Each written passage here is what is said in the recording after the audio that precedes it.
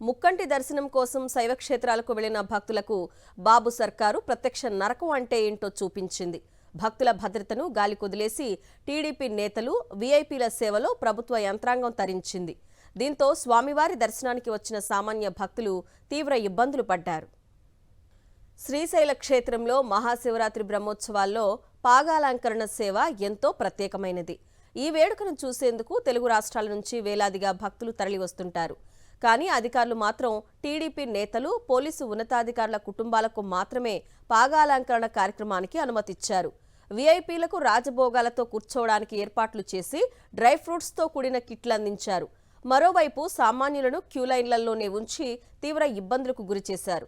దీంతో స్వామివారి దర్శనానికి వచ్చిన భక్తులు ఇవేం ఏర్పాట్లు అంటూ మండిపడ్డారు. ఒక పక్క స్వామి దర్శనం కోసం సామాన్య భక్తులు ఇబ్బందులు పడుతుంటే అధికారులు మాత్రం వీఐపీలకే ప్రాధాన్యత ఇచ్చారు. పాగాలంకరణ సేవకు అనుమతి ఇవ్వాలంటూ క్యూలైన్లలో ఉన్న భక్తులు ఆందోళన చేశారు. వీఐపీలకైన టికెట్లు సామాన్య భక్తులకు లేవా అంటూ ఆగ్రహం వ్యక్తం చేశారు. పాగాలంకరణకు అనుమతించాలని కలెక్టర్, ఈవో డౌన్ అంటూ నినదించారు భక్తులు.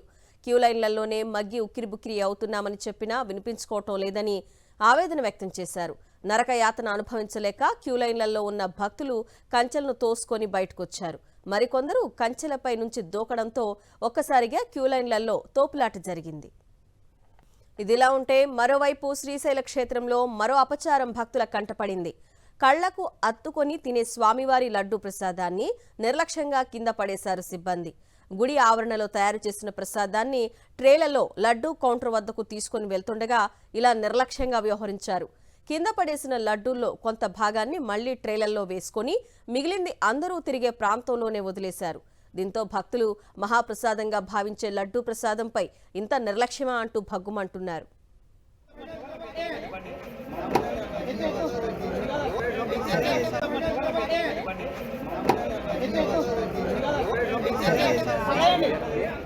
మా